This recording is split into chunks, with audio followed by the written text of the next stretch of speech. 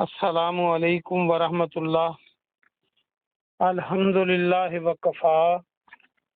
وسلام علی من لا نبی بعد۔ اللہ مہربان کے فضل و کرم سے ہمارا آج کا سبق سورہ البقرہ کی آیت نمبر 230 ہوگا انشاءاللہ۔ اعوذ باللہ من الشیطان الرجیم، بسم اللہ الرحمن الرحیم۔ فَإِن طَلَّقَهَا، فَإِن پس اگر، طَلَّقَهَا وہ طلاق دے دے اسے، طلقہ تو لام قاف، اردو کا لفظ طلاق یہاں سے بنے گا۔ یہ تیسری بار بریکٹ میں کر لیں، اگر وہ اسے تیسری بار طلاق دے دے، فلا پس نہ،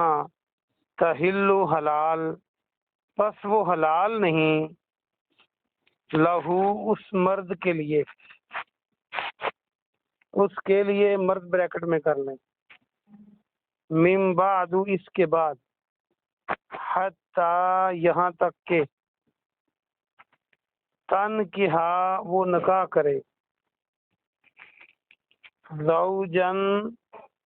کسی خامند سے، کسی اور خامند سے، غیرہ اس کے سوا، فَإِن پس اگر، طلقہا وہ دوسرا خامند اسے طلاق دے دے، دوسرے خامند کو بریکٹ میں کریں، طلقہا پس وہ اس کو طلاق دے دے، اب ہو رہی ہے دوسرے خامند کی بات، فلا پس نہ، جناح کوئی گناہ ہے، علیہما ان دونوں پر، ان یتراجعا ان یہ کہ، ان کے، یا وہ، یتراجعہا وہ دونوں رجوع کر لیں، کہ وہ دونوں رجوع کر لیں، ان ظنا اگر انہیں خیال ہو، ظن کا معنی گمان ہوتا ہے، اور عربی میں ظن کا مطلب پکا خیال بھی ہوتا ہے، پکا گمان، اگر دونوں خیال کریں، این یقیما کہ وہ قائم رکھیں گے، حدود اللہ اللہ کی حدوں کو، وتلک اور یہ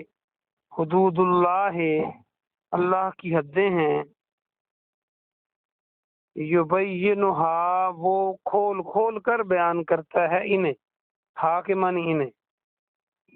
یا کے معنی وہ، بین کھول کے بیان کرنا، واضح کرنا، لقوم یعلمون اس قوم کے لیے، یعلمون جو علم رکھتے ہیں، جو اس بات کو جانتے ہیں، اللہ ان کے لیے اپنی آیتیں کھول کھول کر بیان کرتا ہے۔ اب اس کا با محاورہ ترجمہ سنیں۔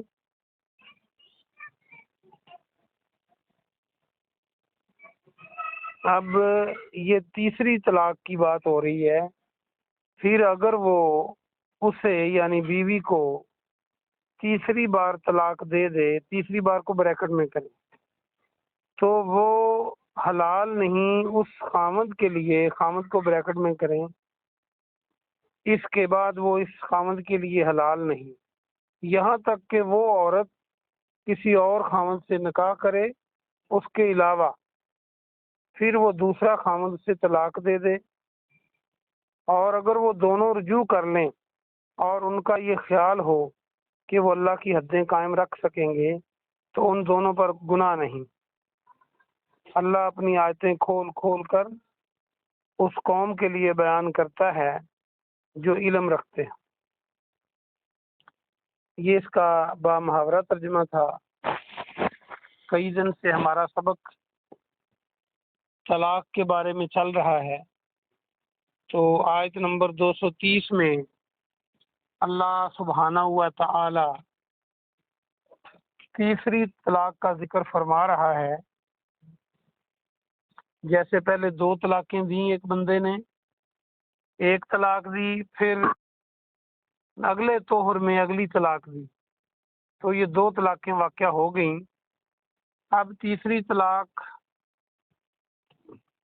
دینے سے پہلے وہ عورت کے ساتھ رجوع کر سکتا ہے، لیکن اگر ان کے حالات اتنے خراب ہیں کہ وہ رجوع نہیں کرتے، وہ تیسری طلاق بھی دے دیتا ہے، تو گویا کہ یہ عورت ہمیشہ ہمیشہ کے لیے پکی اس خاوند کے لیے حرام ہو گئی۔ اب وہ خاوند اس عورت کو اپنی زوجیت میں نہیں لے سکتا، چونکہ اس نے پورے 3 طہر تک غور خوض کے بعد یہ فیصلہ کیا ہے، تو اب وہ عورت اس کے لیے حلال نہیں رہی۔ ہاں، ایک صورت اس کی اللہ نے بیان فرمائی ہے کہ اب وہ عورت آزاد ہے اور وہ چاہے تو اپنی عدت پوری کرنے کے بعد اور خاوند سے نکاح کر لے، اور اگر یہ دوسرے خاوند کے گھر میں بھی اس کا گھر نہیں بنتا، یا وہ فوت ہو جاتا ہے، یا وہ لڑائی جھگڑے اور ناچاکی کی نوبت آتی ہے، اور باوجود ساری کوششوں کے کہ ان کی صلح رہے، ان کا گھر بس جائے دوسرے خاوند کا، تو وہ ان کی صلح نہیں ہوتی اور وہ بھی طلاق دے دیتا ہے، تو اللہ سبحانہ و تعالیٰ نے اب اس عورت کو جیسے اختیار دیا ہے کہ وہ تیسرے خاوند سے نکاح کر سکتی ہے، تو تیسرے خاوند میں اللہ نے پہلے خاوند کو بھی رکھا ہے کہ وہ چاہے تو وہ دونوں اگر دیکھیں کہ ہم اللہ کی حدوں کو قائم رکھ سکیں گے، یعنی دوبارہ ہماری زندگی اچھی گزر جائے گی، تو وہ دونوں آپس میں دوبارہ نکاح کر سکتے ہیں، جس طرح کسی تیسرے خاوند سے نکاح کرنا تھا۔ یہ اللہ کی بیان کردہ حدود ہیں، اور اللہ سبحانہ و تعالیٰ نے ان حدود پر کاربند رہنے کا حکم دیا ہے، اور فرمایا ہے کہ یہ ان لوگوں کے لیے ہے جو علم رکھتے ہیں، جو اپنے آپ کو جاہل رکھنا چاہتے ہیں، سمجھنا نہیں چاہتے،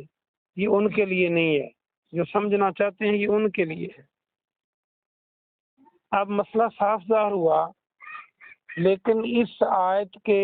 ضمن میں بر صغیر پاک و ہند کے اندر خاص طور پر ایک حلالہ کا رواج چلا ہوا ہے، جو چند علماء کرام نے، جن کو یہ غلطی لگی ہے یا انہوں نے جان بوجھ کے ایسا کیا ہے، کہ جب ایک عورت کو کوئی طلاقیں دے دیتا ہے تو پھر جب برادری پڑ جائے درمیان میں تو وہ کہتے ہیں جی صلح کرو، اور صلح کرنے کا وہ یہ طریقہ بتاتے ہیں مولوی کہ یہ عورت اب کسی اور خاوند سے نکاح کرے اور وہ اس سے طلاق دلوا لو، اور یہ پروگرام کے ساتھ کیا جاتا ہے، یعنی پہلے خاوند کے پاس لوٹانے کے لیے اس کا نکاح کسی اور بندے سے کر دیا جاتا ہے، اور اس کو بطور بیوی رکھتا ہے، اس کے حقوق زوجیت پورے کرتا ہے، تو پھر اس کو وہ چند دنوں کے بعد اس سے طلاق لے لیتے ہیں، جو کہ پروگرام میں پہلے ہی شامل ہوتی ہے۔ اسے حلالہ کہا جاتا ہے، یہ اس لفظ سے فلا تحل، اور یہ حرام ہے، یہ قرآن کی آیت کی غلط تشریح ہے، اللہ نے یہ نہیں کہا۔ اللہ نے تو فرمایا ہے کہ دوسرا خاوند جب نکاح کرے گا، نکاح ہوتا ہی وہ ہے جو میاں بیوی کا گھر بسانے کے لیے کیا جائے، جو ایک خاص مدت کے لیے کیا جائے، وہ نکاح نہیں ہوتا، یا جس نکاح میں یہ ارادہ ہو کہ وہ اس کو چھوڑ دے گا، وہ نکاح نہیں ہوتا۔ قرآن کہتا ہے کہ وہ نکاح کرے، یعنی گھر بسانے کی نیت سے نکاح کیا جائے۔ یہاں یہ ہوتا ہے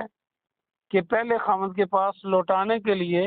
دوسرے بندے سے نکاح کر دیا جاتا ہے۔ اب اس میں جب لوگوں نے یہ دیکھا کہ بعض اوقات ہم نکاح کرتے ہیں حلالے کے لیے، تو وہ پھر طلاق نہیں دیتے لوگ، اور کئی بیویاں نہیں لیتی، تو انہوں نے ایک اور طریقہ نکالا کہ دلہے کے بھائی سے کر دیا جائے، یہ ایسے بندے سے کیا جائے جو بعد میں طلاق دے دے۔ مجھے بتائیے، دیور یا جیٹھ ہے، جب وہ اس کے بھائی کی بیوی تھی تو اس کی بھابھی اور بہن تھی، جب نکاح اس سے ہو گیا، اس نے بیوی بنا کے رکھا اس کو، اب پھر اس کو طلاق دے کے بھائی کے حوالے کرتا ہے، تو وہ پوری زندگی کیسے آنکھیں ملائے گی اس کے ساتھ؟ وہ کس طرح اس کو اپنا بھائی اور دیور اور جیٹھ تصور کرے گی، اور وہ کیسے کرے گا؟ اسلام میں اس کی گنجائش نہیں ہے۔ تیسری بات اس میں یہ بڑی عام ہے کہ ایک مجلس میں 3 طلاقیں اگر کوئی دے دیتا ہے تو وہ ایک طلاق شمار ہوتی ہے، لیکن جو لوگ کہتے ہیں نہیں جی تینوں ہو گئی ہیں، جو اسلام کی منشا تھی کہ ٹائم دیا جائے خاوند کو سوچنے کے لیے، وہ غصے میں اس نے ایک ہی جھٹکے میں تینوں استعمال کر لی۔ اب جب اس کو سوچ آئی بچوں کی اور معاشرے کی اور برادری پڑ گئی، تو پھر ان کی صلح کی کوششیں شروع ہو جاتی ہیں، اور پھر اس بیوی کو ایک نئے خاوند کی بیوی بنا دیا جاتا ہے اور چند دنوں اور راتوں کے لیے اس کے حوالے کر دیا جاتا ہے۔ یہ سوسائٹی میں بات موجود ہے اور علماء کرام کرواتے ہیں۔ اللہ ایسے علماء کرام سے پناہ عطا فرمائے۔ اب دیکھنا یہ ہے کہ 3 طلاقیں اسلام کہتا ہے کہ ایک حیض کے بعد ایک طلاق دو، پھر اگلے حیض کے بعد دوسری دو۔ اگر کسی نے غلط طلاقوں کا استعمال کیا ہے تو وہ مرد نے کیا ہے، اور اب چاہیے تو یہ تھا کہ سزا مرد کو ملتی کہ اس نے طلاقیں غلط کیوں اختیار کیا طریقہ۔